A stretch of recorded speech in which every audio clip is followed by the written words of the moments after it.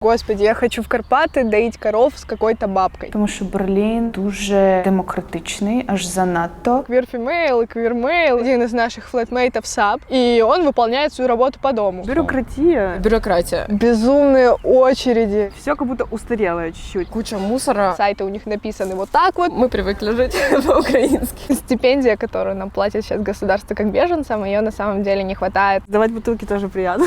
Мені не подобається в Берліні те, що Берлін – це не Україна. То, насколько у всех движ, насколько все расталкивают постоянно эту немецкую заскорузлую систему. Але оце відчуття дому, все рівно його немає. Мурашки пошли. Расскажите пару слов о себе. Кто вы такие? Мы Антон с Юлей. Мы с Одессы. Работали в кофейне. Вообще я музыкант, Антон инженер. Но занимались кофе в последнее время. Да. Молодые ребята. Антон в Дели, я в Салюте. Это новый проект был. Так что до этого тоже много мест было. Make My Cake. Но последнее место был Салют. Пили кофе, слушали музыку. Гуляли, ходили, общались с людьми, тусовались. То есть обычная молодая жизнь. Ходили на море, бегали. Да. Жизнь развивалась. Гладили кота. У нас был кот Киси-сан, малыш, которого я очень полюбила и начал садиться на ручки. И он нас очень спасал, когда война началась. Он был самым спокойным вообще котом на планете, и он убирал всю панику, которую можно было. Он просто чилился, и, не знаю, это какой-то был антистресс. Так что, если честно, было очень жалко его оставлять. Привіт, мене звуть Аня Мотика, мені 29 років, я з України, з Києва. Батьки мої зараз живуть в Хмельницькому, сама я родом теж звідти. В Берліні я вже місяць. Тут я займаюся тим, що я займаюся з дітками-переселенцями з України. І також ми запустили такий проєкт, як постдраматичний театр, де збираємо історії людей, які зіткнулися з війною, їх рефлексії, і сподіваюся, що з цього зможемо зробити якийсь цікавий перформанс, на який зможуть прийти люди з України і відчути себе, і побачити себе в цьому так само. Це дуже важливо, тому що важливо проживати цю травму, з якою зіткнувся кожен українець. Важливо це проговорювати, тому ми робимо саме через такий інструмент це. И сколько ты уже в Берлине, получается? В Берліні я вже місяць. Так. Только месяц? Так. И уже тут театр, и вся эта движуха, и все? Якось так сталося просто, само собою. Це мій спосіб. Насправді це мій спосіб проживати мою травму, напевно, і те, що я далеко від дому, тим, що я можу допомагати тут. Тому що в Україні я весь час війни я працювала з важкими дітьми-переселенцями з Маріуполя, Сєвєродонецька, які втратили свої сім'ї. Я відчувала, що я цим можу допомагати для того, щоб діти відчували себе більш-менш, скажімо, безпечно, щоб вони якось проживали свою травму через гру, відчували, що вони в цьому не одні. І так само тут, приїхавши, я відчула, що я можу цим бути корисною. Для мене важливо бути корисною, важливо бути серед своїх і допомагати тим, чим я можу допомогти. Так, це дуже рятує, це відчуття. Меня зовут Ангелина, я из Харькова. В Берлин приехала 6 марта. Сама по себе я фотограф, и здесь занимаюсь совсем не этим. Здесь занимаюсь внутренним системным администрированием в одной прекрасной волонтерской инициативе. Как называется инициатива? Это ВИЧЕ и Альянс украинских организаций. ВИЧЕ – это ребята, которые образовались здесь за пару месяцев еще до войны, до начала полномасштабной войны. Они предчувствовали это все и начали делать демонстрации в поддержку Украины. Это, как правило, украинцы, которые здесь давно живут. И они собрались в команду существовали в этой команде, делали демонстрации, а потом началась война, приехало к ним большое количество от нас, и команда разрослась сейчас человек, я даже не могу сказать точно скольки, но я думаю, что человек 70 с волонтерами всеми, а постоянного состава человек 20, которые все время везде, даже, наверное, 30. Віче – це організація, яка допомагає в першу чергу інтегруватися українцям, які приїжджають в Берлін, і організовувати заходи, які допомагають проявляти нашу позицію стосовно ситуації в Україні. Це велике ком'юніті людей, яке працює над тим, щоб українці знаходили собі діяльність, яка була, в принципі, логічною для них в Україні, щоб знаходили для себе можливість проявити свою позицію. І це круто, що є така організація, з якою можна співпрацювати, де можна знайти людей-однодумців, тому що дуже важливо зараз заявляти через всі можливі інструменти, що Україна дуже потужна держава, і вона відрізняється від Росії. Тобто Україна не Росія, щоб люди це зрозуміли, особливо німці, тому що німці, на жаль, мені здається, до якогось часу все рівно будуть вважати, що Росія і Україна – це щось одне єдине, але насправді це не так. Місія українських митців – донести, що українська культура – це українська культура. Так. Вона своєрідна, вона самобутня, і нести її просто в світ. Цим, в принципі, і займається організація. То, насколько у всех движ, насколько все расталкивают постоянно эту немецкую заскорузлую систему, расшатывают, это великолепно. А вот эта организация, она сейчас финансируется кем-то или это чисто на волонтерстве? Это голожопый энтузиазм, как я это называю. Мы приехали из Одессы. Катя приехала месяц назад, я где-то месяц назад. Изначально наш маршрут был, в общем, не было плана приехать в Берлин. Как я думаю, все украинцы были немножко потеряны в неизвестности, невозможности планировать, но была возможность остаться здесь на недельку и каким-то образом затянула, потому что... Я сразу понял, что Германия, здесь, сюда дорога. Здесь хорошие возможности, и государство дает хорошую поддержку, сразу, быстро право на работу, деньги, социал на жилье, поэтому... Чем вы занимались в Украине? Мы делали йога-туры, и хочется продолжить это действие здесь пока что, но посмотрим.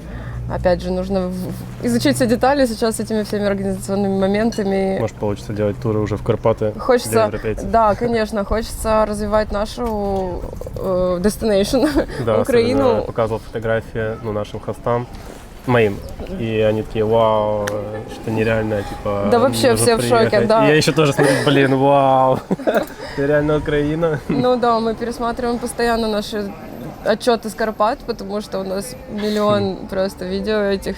Мы каждый месяц делали туры. И очень-очень красиво. Я была на день еще в Австрию, проезжалась, но вообще меня не вдохновили эти горы, не знаю, хотя, может, конечно, еще нужно поизучать тропки. Расскажи, как тебе Берлин? Какие у тебя вообще общие впечатления о городе? Волнистые. Впечатления о городе волнистые. Я вообще, мне кажется, всегда объезжала Германию стороной и не очень понимала, какой Берлин на самом деле. Все туда ездили, все кайфовали от него, но как таковой картинки Берлина у меня не было. То есть четкие какие-то улицы, как Барселоны. Ты точно представляешь, как она выглядит, постройки Гауди или Австрия. То есть любой город, он чем-то славится, а Берлин, он просто весь такой разнообразный, что никто не может построить тебе точную картинку того, как выглядит этот город. Берлин хороший для адаптации какой-то, потому что здесь много национальностей, все говорят на английском, и просто свободно, прикольно, учитывая, что сейчас для украинцев много ништяков разных сделали, то мы чувствуем себя очень комфортно здесь. Да, приехав сюда, нет ощущения, что ты где-то вообще так далеко, и здесь ничего родного для тебя нет. Здесь ты чувствуешь себя спокойно, это правда. Типа, как будто бы ты ни к чему не привыкаешь. Тут это все одно из хорошо, лучших да? мест, где можно, в принципе, вот... Адаптироваться. Да, просто приехать, сесть и ждать, понимать, что с тобой происходит, и принимать какие-то решения. Здесь для этого очень много вот всего создано. Берлин — это вообще Многогранный. Мекка, да, Мекка свободы и интернациональности, так сказать. Короче говоря, здесь ощущаешь себя как дома. Вот реально... Да, здесь не чувствуешь, что ты в Германии. Да, и вообще даже не то, что Германия, за границей. Мы же пару раз выезжали из Берлина, ну, пока бесплатные возможности, в Мюнхен, в Дрезден, и возвращаешься сюда, вот просто реально ощущение дома, не потому, что у нас тут уже есть там работа, хотя, ну, я хотела сказать жилье, но жилья еще толком и нет, а потому что здесь все настолько на расслабоне, никто тебя не судит, и все настолько разные, и открытые в то же время. В общем, это очень заряжает, не только по отношению к украинцам, а вообще ко всем. Берлін мені нагадує Київ, скажу чесно.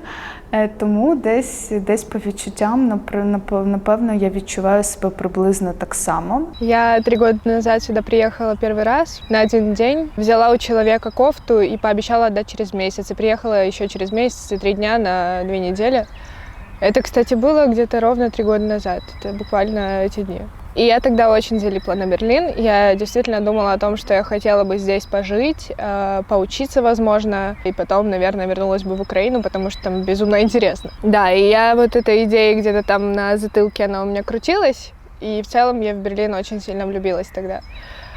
Сейчас я приехала, и в какой-то момент у меня жесткая была такая антипатия к Берлину, когда начались все бумажные вопросы, когда я поняла, что тут с арендой происходит, когда еще какие-то разные штуки были. Я такая, типа, господи, я хочу в Карпаты доить коров с какой-то бабкой. Типа, все, зачем я сюда приехала? Что тебе нравится в Берлине? Вот тут мне нравится. Мне очень нравятся парки. Это то, что болит харьковчанам. Я думаю, если нас кто-то из Харькова будет смотреть, это будет плюс такой жирный, потому что здесь везде все сидят на газонах. В Харькове с этим большая проблема. Мне кажется, что после войны, когда мы вернемся, уже можно будет вполне законно за это драться. В общем, здесь кайфовейшие парки, их очень много. Они бывают небольшими, то есть ты просто идешь между каких-то домов, там маленький скверик с озером, и там вот просто люди сидят с книжечками на каких-то лавочках или на траве. Это все супер пчелово и приятно. Вот даже сейчас 10 минут от дома, и ты уже сидишь возле озера на травке и чувствуешь себя прекрасно и тихо. Что можно ощущать себя в середине города в тишине и спокойствии, что можно пойти в любой парк и помедитировать. Утка сзади вас. Вот, уточки. Утиные тусовки. Утиные тусовки. Це не начебто Київ, але ще з більшими можливостями. Тут дуже велика інтернаціональність, тобто ти можеш тут побачити взагалі будь-яку людину з будь-якого куточка світу в одному районі, наприклад. І це для мене цікаво, тому що я люблю спостерігати за людьми, і мені подобається те, що тут така різноплановість, різнофактурність. Це цікаво. Ну и тема с мусором, конечно, очень прикольная. Да, сортировать мусор – это лучшее, что может быть. Это и эстетично, и экологично, и очень печально, что это не развивалось у нас. Но здесь я чувствую отдушину в этом. Да, это Да. просто приятно, типа. Да, и сдавать бутылки тоже приятно. Правда, я первый раз, когда пошла сдавать бутылки, у меня такое было счастье. И этот чек, эти евро 25. Свобода, конечно же, самое главное, и самое прикольное, что я реально себя чувствую в своей тарелке, при том, что в Украине я постоянно как-то оценивающе думала, как там люди на меня посмотрят и все такое прочее. Здесь я прям, гора с плеч. Да, я тоже это почувствовал, что когда в Одессе, Катя, как бы одеться в центр, потому что никак криво посмотрят, или еще здесь что-то никак-то не идет друг другу по одежде. Да, мне нравится то, что я вообще могу выйти в спортивках каких-то и вообще буду чувствовать себя, да, на работу, и буду чувствовать себя приятно, потому что половина людей так одеваются. Здесь настолько все равно вообще на все, ну то есть здесь есть реально очень наряжающиеся люди, которые прям кайф. Есть люди, которые вообще не запариваются, то есть как там ти у себе дома в Україні в магазин виходив, здесь ти так везде ходиш. Так, оця демократичність, да? Тобто ти можеш проявляти себе як завгодно, тобто ти можеш виглядати будь-як, і ніхто тебе за це не засудить. Тобто ти можеш, не знаю, чи голим, чи не голим, але ну, тобто я бачу, що тут можна проявляти свою ідентичність і свою особистість як завгодно, і це, ну, і суспільство це сприйме. І ти начебто на якомусь такому юридичному аспекті ти будеш захищений. І це, напевно, те, чого не вистачає в Україні. Бо в Києві, якщо ти там з ЛГБТ якоїсь там спільноти, да, то за тобою 100% будуть ганятися якісь чуваки з Троєщини. Можливо, тут таке, ну, типу, таке теж є, але в будь-якому разі немає. Супер. Ну, точно выбор. То есть он настолько большой здесь, что в плане еды, в плане знакомств, в плане разных сфер вообще. Каждый день ты районов, мест, именно весь этот большой широкий выбор, он заставляет тебя сравнивать все это и выбирать лучшее. Здесь происходит все и постоянно.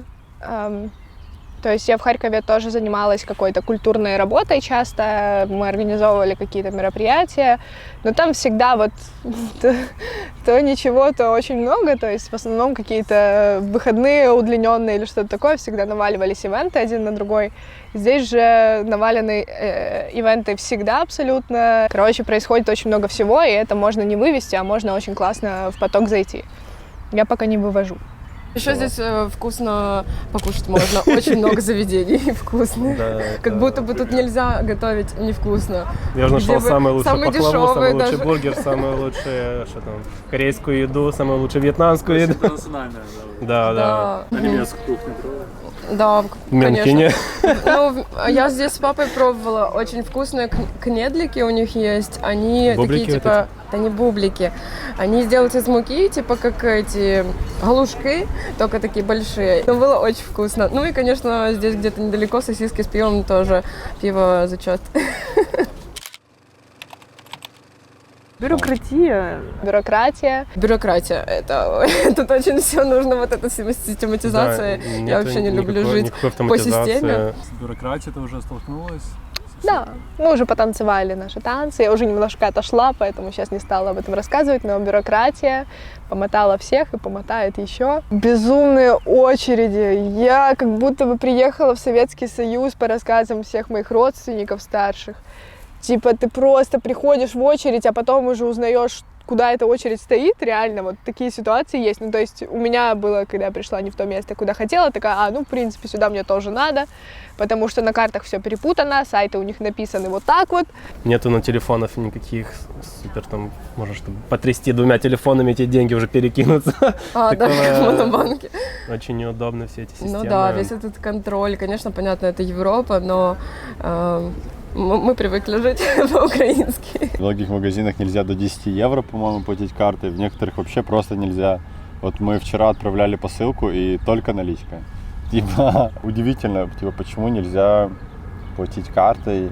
Да, Украина больше прошаренная в этих всех переводах, там уже в каждой лавке просто можно заплатить картой. Ну, типа налоги, наверное, за переводы Налоги, тут да, побольше, возможно. чем в Украине. Честно, наша Дия, вот эти вот все там Хелси, вот это вот все, ну, какие же ребята золотые сделали это. Те, що мені не подобається, що от в Україні для того, щоб зробити якусь справу, тобі там, ну ти можеш зробити 2-3 дзвінка, грубо кажучи, там друзям або знайомим знайомих і організувати уже щось і запустити цей процес. В Німеччині ти витрачаєш дуже багато часу на те, щоб просто офіційно дочекатися якогось дозволу, який прийде. Тобто ця бюрократія, вона займає дуже багато твого часу.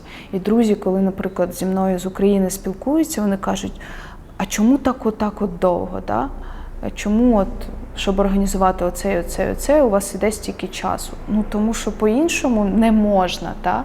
І в порівнянні з цим Україна для мене супер швидка. Тобто там, щоб реалізувати якусь ідею, тобі достатньо зробити декілька дзвінків, та? І все, в принципі, ну, по великому рахунку. А тут ти витрачаєш величезний ресурс на те, щоб дочекатися і взаємодіяти якось з цією бюрократією. І мене це теж трошки гнітить, тому що я розумію, що за цей час, поки я, наприклад, оце робила, я могла б в Україні вже зробити 3 чи 4 справи. Все как будто устарелое чуть-чуть. Надо все по почте пересылать, надо ждать очень долго. То есть как будто бы все осталось на каком-то качественном старом уровне. В то время как у нас уже работает ДИА, и можно загрузить все документы туда. То есть, не знаю, какой-то прогресс чуть по-другому. Здесь и правда что-то такое, знаешь, устарелое, старое, вот. Ну, качественное, как, наверное, вся философия немцев. Что-то старое, но качественное. Бюрократия здесь кошмарная, но в этом есть еще, конечно, свой плюс в том, что в итоге, когда ты с этим всем разберешься, у тебя все четко. Ты понимаешь, что тебе здесь дают это, здесь ты даешь вот это, тебе должны, ты должен, ну или не должны, не должен, но у тебя все прописано. И в случае чего ты смотришь, что происходит, и ты четко по всем канонам можешь распихать по полочкам свою жизнь. Не знаю, у нас это все более хаотично, интуитивно, человеческий фактор и все вот эти дела немножко более шаткие. То есть эта система имеет свои плюсы, но если бы ее еще добавить в нее наши скорости, вот эти вот нашу молодую кровь украинскую, которая делает все эти приложения, разрабатывает сайты красивые, пишет и так далее, было бы, конечно, идеальный матч был бы. И, возможно, не случится, потому что украинцев тут сейчас очень много. Такое, кстати, часто встречаешь. Они просто идут и кричат сами себе, прохожим. Мне кажется, тут просто слишком было все неограничено в плане там наркотиков и так далее. И многих шизофрения. Я просто реально вижу много людей, которые ходят и вот такие, типа, вот шугаются, ну, либо они на выходах, либо я не знаю. Я не відчуваю себе в 100% безпеці, тому що Берлін дуже демократичний, аж занадто. І коли на таких самих правах з тобою паралельно співіснують росіяни, які, ну, деякі, які неадекватні, наприклад, та, ми не говоримо там про, ну, не знаю, свідомих, напевно, та, але про людей, які там явно проявляють свою позицію, то, звісно, ти відчуваєш небезпеку. І Німеччина в цьому така дуже неоднозначна. Тобто вона не начебто тобі й допомагає, але з іншого боку ти весь час відчуваєш, як будто би якийсь, ну, нібито якийсь подвох, та, російською, що десь в якийсь момент в чомусь може проявитися оця небезпека. Іменно зі сторони там росіян або цього? Ну, наприклад, так. Наприклад, ну, тут і німці всі такі не дуже однозначні у своїй позиції. Тобто вони деякі дуже такі проросійські насправді, або там і за українців, і за росіян, та за мир просто у всьому світі, і інколи можуть якось висловитись не дуже коректно. В мене є приклад, коли там мені одна німка запропонувала, каже, можливо, ти зробиш спільний проєкт для російських і українських дітей. Ну, і не начебто я розумію, що вона нічого поганого не хотіла цим сказати, але це ж уявити просто мам, яким я приходжу і кажу, от буде театральна майстерня і для російських, і для українських дітей. Я уявляю, яка це буде травма. Ну, це неможливо. Це неможливо. І, на жаль, багато німців це не розуміють. Вони не розуміють цієї різниці.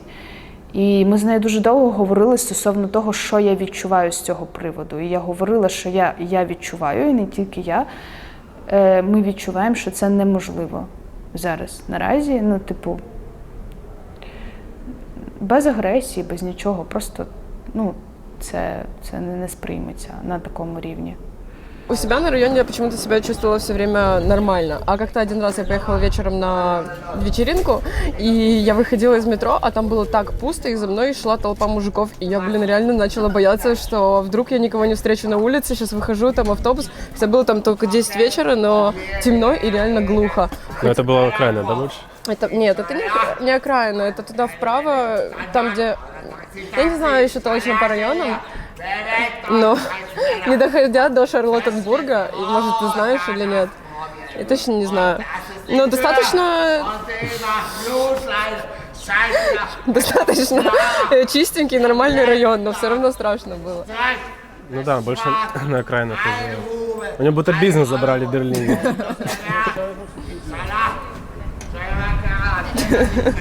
Потому что это был раньше его магазин. Мне не нравится, что здесь грязно. Куча мусора, и они его редко убирают. Вот только в центре, типа, наверное, постоянно убирают. Не то чтобы я снобка, мне очень нравится, например, неряшливость берлинская, такая во внешнем виде у людей.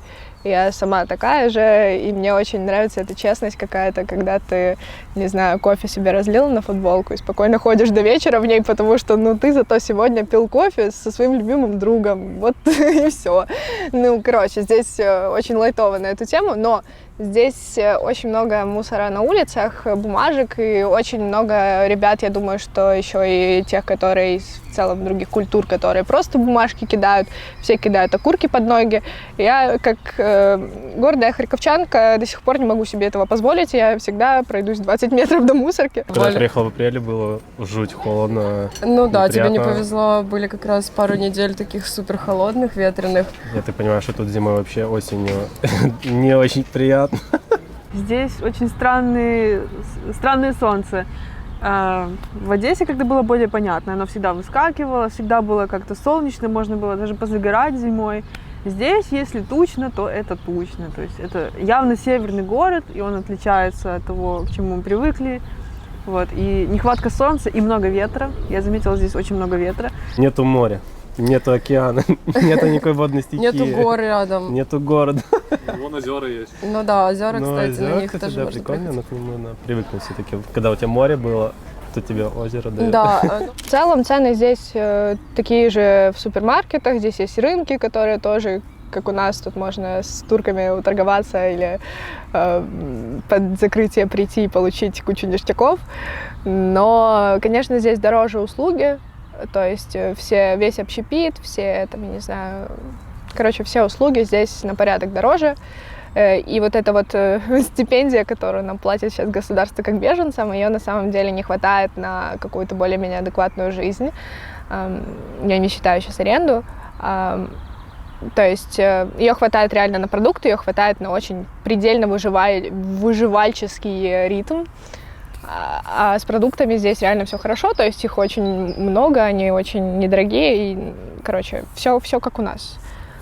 Но вот такого, чтобы ты 3 раза в день ходил на кофе где-то, потому что кофе стоит там капучино 2,50, 3,50. Не очень, короче, комфортно постоянно вот так вот. Тебе кофе, кстати, Берлин.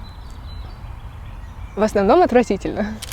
Кофе в основном ужасный. И это странно, потому что весь кофейный движ, он как бы в Берлине. И я надеялась, что я приеду и офигею от движа кофейного. Но он здесь как будто бы даже хуже, чем в Украине на самом деле. Иногда капучино — это просто кусок пены на какой-то жижке и... Здесь как-то все довольно скучно по итогу получается, что все по правилам, все размеренно. Это, с одной стороны, хорошо, а с другой стороны, мы молоды, и не хочется в 8 вечера выходить и видеть, что ничего нет, просто все спят уже, все по домам. Не знаю, в Украине больше движа было, там магазин 24/7 работает, не знаю, что-то происходит постоянно, здесь такого нет. Сердце не легло по итогу. Да, как будто бы это не то место, где ты хочешь жить именно. к сожалению, не знаю. Пересидеть, да, Пересидеть здесь классно. офигенно. Это классное время, чтобы изучить город, как-то поменять обстановку, расслабиться, как бы это невозможно сейчас звучало, но Берлин, мне кажется, очень классный перевалочный пункт, чем пункт для жизни. Мені здається, що звикнути можна до всього, реально. Але оце відчуття дому, ну, все рівно його немає. Вчора я почула, як дівчинка у дворі співала українську пісню, і я відчула прям такий порив. Я визирнула в вікно і така подумала, боже, треба її знайти, але вона дуже швидко пройшла, і я не встигла її наздогнати. Але це про те, що ти завжди шукаєш, ну, я завжди шукаю оцей шматочок дому. І тут він не начебто є в цій спільноті, в якій багато українців і так далі, але все рівно це якийсь маленький шматочок. А в цілому це інші люди, інша культура, вони говорять іншою мовою і так далі. І це з одного боку цікаво, але це не твоє, воно не рідне. Ну, я спостерігаю, що вони насправді з однієї сторони дуже допомагають, але знов ж таки відчувається у багатьох ситуаціях, що вони бояться йти в таку напряму в конфронтацію якусь. Тобто, якщо їх щось не влаштовує, вони не начебто бояться тобі це прям напряму сказати. Це перше. Для мене це незрозуміло, бо наші люди з України, вони, ну, якщо щось не подобається, то вони відразу говорять так, як є. С нашими ребятами просто, если вы пошли там, допустим, в кафешку, барчик куда-то, вы в какой-то момент переходите на уровень разговоров о том, как у вас там бывшие отношения прошли, что происходит, что вы сейчас чувствуете и так далее. Здесь вот этой, конечно, души наизнанку мне не чувствуется достаточно вот с теми, с кем я успела пообщаться. Наші українці, вони більш емоційніші і більш відкритіші, та? Тобто такі, якщо вже відкриваються, то це на 1500%. Та? Німці, вони все рівно, вони такі дуже структуровані, і вони, як я їх називаю, квадрат Малевича.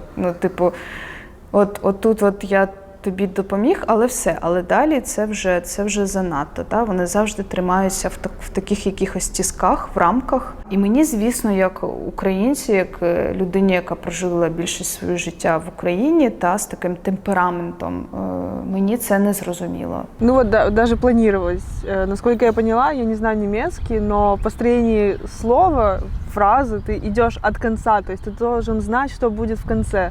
Вот, и мне кажется, это очень характеризует именно немцев, даже их язык. Вот, що все треба знати наперед. Але в той же час це цікаво, тому що з якогось боку це структурує дуже. Тобто ти привчаєш себе більше якоїсь дисципліни до того, що потрібно структурувати всі свої пориви. І це цікавий досвід з цього боку, якщо подивитися. Каких-то резких отступлений от планов редко случается. Ну и они такую жизнь, в принципе, и ведут. Да, просто знаю. Это отличается чуть-чуть от нашей жизни. Ну да, это же типа и страховка, и уровень жизни, и типа зарплаты. Просто люди, наверное, чувствуют себя да, здесь огромное лучше, количество среднего класса. Защищенные. Але все рівно я люблю, от мені не вистачає от цієї такої емпатії, такої прям. Вони не начебто і емпатують тобі, да? Але це так, не наче в рамках якогось проєкту, я не знаю. От ми емпатуємо, але от трішечки більше, ні, ми вже не можемо. Для мене це дивно і цікаво. Та я не можу сказати, що це там погано. Не можна давати якусь оцінку. Це просто інакше, ніж у нас. Еще подумала про то, как мы взрослеем, потому что очень большая разница между, мне кажется, нашими там ребятами в 25, например, и местными в 45, которые все равно младше наших в 25, мне кажется, многие.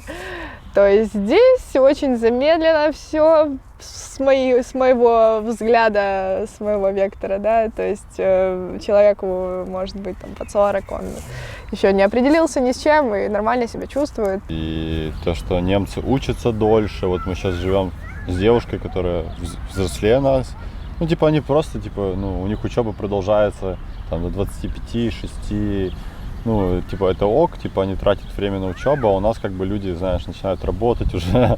Да, они не понимают, почему мы работаем не по профессии. Да, профессия, типа, супер много значит. Я думаю, ну, типа, немцы в целом больше сосредоточены, то есть на учебе. На карьере. А сами немцы здесь, конечно, отличаются от других немцев в Германии в целом. Они здесь тоже какие-то такие, даже если им по 60, вот папа недавно был, он вообще прям офигел от Берлина, ему это очень понравилось. Говорит, что здесь даже если тебе 60, ты все равно молодежь и типа в тренде, потому что здесь все тусят, все выходят в парки компаниями большими, человек 30 просто. Я не понимаю, как они организовываются. У нас всегда нет времени. У нас только на праздники организовываются. Ну да, да. А здесь каждые выходные все гуляют, все открытые. Какой твой план на ближайший месяц? Мой план. Капкан. Дуже складно стало взагалі планувати з цією всією ситуацією. Ну, я вже усвідомила себе тут на найближчий місяць, так точно, що я тут буду. Мені здається, що цього вже достатньо. Типу, що я вже видихнула і сказала: Аня, ти будеш тут найближчий місяць точно, а там далі побачимо. План робити максимально те, що я можу, працювати над тими проєктами, які я вже почала, жити. Ну і все, в принципі. Зараз все дуже просто, насправді. Жити, робити щось, що ти можеш, і все. Зарегистрироваться наконец-то и найти квартиру. Оформить работу и планировать, как делать туры. Да, хороший план. Ну, примерный план. Ну да, да. В идеале, так сказать. Так я, в принципе, уже подрабатываю. Бэйбиситинг для малюток 3 месяца в одной семье. А так всякое беру. Ну, йогу преподаю, конечно, но йога у меня для своих в основном. А про пасочки сказать, бизнес наш. Да просто идея родилась внезапно, когда в среду вечером я подумала, что скоро Пасха, и видела где-то пост в Фейсбуке, ну, украинцы в Берлине, вот этот, что кто-то спросил, есть ли пасочки. Я поняла, что нигде реально пасочек нету, и написала, может, кто хочет, там, я могу испечь парочку. На утро 100 сообщений. Да, 100 комментариев, но мы осуществили только 40 заказов, потому что это не пироги печь, а реально очень долгий замес. Мы не спали 2 суток, и потом еще на следующий день, в воскресенье, мы допекали, мама просыпается, такая Пасха, праздник, мы уже просто не можем. На самом деле, я сейчас смотрю жилье, ржу и рыдаю, потому что это, конечно, аттракцион еще тот, с учетом того, что мне надо его снять через социаламт или что там, чтобы мне покрыли пока что аренду. И в целом, когда ты вылазишь на рынок недвижимости, ты очень чувствуешь вот эту доминантную позицию тех, кто сдает, потому что там запросы бывают.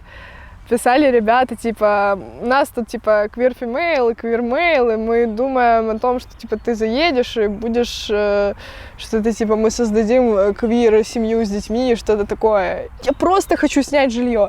Окей, следующий кейс. Чуваки пишут, типа, у нас тут вот столько флетмейтов, один из наших флетмейтов САП, и он выполняет свою работу по дому. И самый мой любимый кейс, который я вчера нашла, это типа мы сдаем комнату, пожалуйста, только для невакцинированных. Ну, как бы место есть всему. Просто рынок недвижки здесь сложный. Здесь, во-первых, очень выросли цены по сравнению с 18-м каким-то годом. Это то, что мне местные рассказывали. Комнату в центре или просто в черте Берлина можно снять евро за 500. Квартиру недавно вот мы видели какую-то двушку. Мне показалось, что это какая-то панелька дешевая, некрасивая. Эта двушка на окраине стоила 1200 евро. Думаем, что делать, куда ехать. И вот решили подать на визу в Канаду. И мы пока не знаем, получится или нет, но если получится, то Канада для нас, хороший вариант. Как нам кажется, хороший вариант, да. Да, там огромная украинская диаспора, очень много украинцев в Квебеке, насколько я знаю. И там можно строить карьеру, там более англоязычная среда. Вот, мне кажется, она нам больше подходит, как я считаю. Вот. И не знаю, там больше возможностей, мне кажется, все-таки в отличие. А здесь надо учить немецкий, мне его не очень хочется учить, а это сразу закрывает на многие аспекты твоей жизни. Поэтому, если есть возможность, я думаю, нам стоит ей воспользоваться. И надеюсь, у нас получится. Є люди, наприклад, які мріяли прям поїхати за кордон, жити за кордоном, або мріяли прям приїхати в Берлін і жити тут. В мене не було такого взагалі в планах. Тобто для мене зараз все, що зі мною відбувається, це супер незаплановано. І це відчуття, те, що мені дуже хочеться повернутися до України, воно не зникає. Тобто перших декілька днів я думала, можливо, просто треба почекати. Пройшов тиждень, не зникає, пройшло 2, не зникає, пройшло 3, не зникає, пройшов місяць, воно все рівно є. Я знаю, що я тут на якийсь період точно, але відчуття того, що я хочу повернутися додому, воно не зникає. Можливо, через якийсь час це зміниться. Але це моя історія. Я знаю людей, яким прям тут суперкомфортно, і вони прям бачать своє майбутнє тут. Я поки що такого не відчуваю. Я уже думаю поехать с начала войны просто наведаться, потому что в Одессе пока все тихо, и каждый раз я вроде хочу, думаю, ладно, еще чуть-чуть посижу, получу уже здесь регистрацию, потом поеду. Но так в целом, конечно, собираюсь, по крайней мере, я ездить, потому что у меня там бабушки на Восточной Украине, и я не дождусь, когда уже все закончится, потому что, конечно, за них очень переживаю, и безумно грустно, потому что старшее поколение, у них как будто бы еще меньше срок на возможность их еще повидать. Я бы очень хотел здесь автоматизировать все эти туры и купить в Карпатах какой-то домик, землю, и чтобы было в Карпатах, чтобы было в Одессе, и что-то здесь, это все, я думаю, это идеальный уже вариант. Да. Захотел горы, поехал в горы, в свои любимые украинские Карпаты. Захотел море, Одесска, поехал себе в Одессу. Приехал, в Берлин. Перезагрузился. Здесь хорошие возможности, как-то задержаться, поэтому почему нет? Непонятно, когда получится вернуться в Украину, так, чтобы безопасно там строить дальнейшее будущее. И здесь пока все для этого дается, поэтому, будем пробовать. Честно, хотелось бы, конечно, просто вернуться с мыслью о том, что, все хорошо. Знаешь, что все хорошо. Я не знаю, это да? просто какое-то такое ощущение, что, все хорошо, и люди живут дальше свою жизнь. Даже, я думаю, это касается даже не просто нас самих, а просто людей, которых мы знаем, наших друзей, наших знакомых.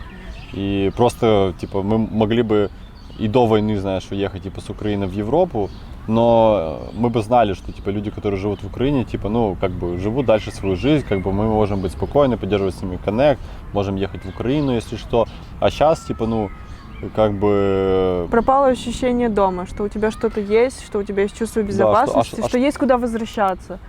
Естественно, сейчас в Украину не вариант возвращаться, и непонятно, когда можно будет. Но именно это чувство, что у тебя отобрали что-то, это самое ужасное. И знаешь, что там остаются твои родственники, которые не выезжают по каким-то причинам, или просто друзья, и они живут в этом стрессе каждый день, это каким-то фоном все равно остается у тебя. Первые 2 месяца было просто ощущение, что сейчас это закончится и поедем домой. Сейчас я уже больше перешла в стадию, где я такая, окей, у меня есть резиденция на 2 года, в случае чего я могу здесь поступить в универ, я могу здесь остаться на какое-то еще время, мне это интересно на самом деле. Давай примем мысль, что, возможно, мы здесь останемся на какое-то еще время. Это нормально, это даже интересно, это грустно немножко, не немножко из-за причин. Но, в общем, я просто приняла, наверное, мысль о том, что даже если сейчас довольно скоро закончится война, на что я очень надеюсь, у меня пропал вот этот запал поехать обратно, там у меня была картинка в голове, как мы с ребятами в Харькове там по кирпичикам собираем эти здания, условно, там что-то делаем, поем какие-то песни, как в советских фильмах, и ничего общего это с совком не имеет, конечно же. Но сейчас я поняла, что мне на самом деле более интересно быть полезной в перспективе, то есть если я здесь получу какой-то совершенно новый, другой опыт, то потом, приехав туда, я смогу быть гораздо более полезной, чем кирпичики разбирать. И мне кажется, вообще вот эта волна может очень прикольно образоваться из людей, которые здесь приедут и наберутся очень прикольного опыта, другого, и где-то неудобного, где-то удобного. Они приедут просто, и все лучшее, что они нашли, они начнут воплощать у себя дома. Это у меня мурашки пошли, потому что мне кажется, что это будет такая красивая волна, крутая. Очень надеюсь просто, что это все сработает и как можно быстрее. Дуже багато людей прийшло, особливо дітей, прийшло через моє сприйняття за весь цей час. І дуже багато дітей залишаються, на жаль, з травмою від війни. І для мене це найболючіше, тому що хочеться максимально допомагати, щоб діти не знали, що таке війна, або якщо вони знають, що таке війна, вони легше справлялися з тим, що з ними відбувається. Мені насправді дуже боляче, тому що в Україні наші люди вже не справляються з цим.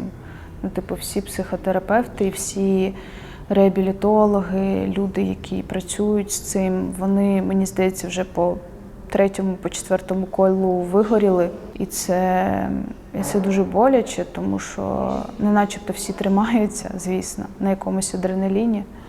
Але треба усвідомлювати, що настане час, коли потрібно буде повертатися і дійсно допомагати, тому що люди тримаються із останніх сил. Це, напевно, найбільша моя така якась біль. І мене тримає оця думка про те, що я зможу повернутися туди і допомагати всім, чим я можу, для того, щоб наша країна максимально швидко відновила свої ресурси і свої сили. Все, що хотілося сказати мені. І я вірю, що це станеться. Правда, на це потрібен час.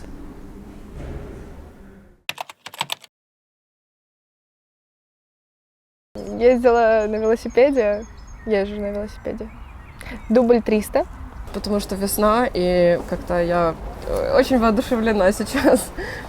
Да. Куча энергии. Ну, зимой, когда ты будешь ходить с Не, дубленкой 20 килограмм, будет Да. по-другому. Да, поговорим еще осенью. Мені не подобається в Берліні те, що Берлін – це не Україна, все.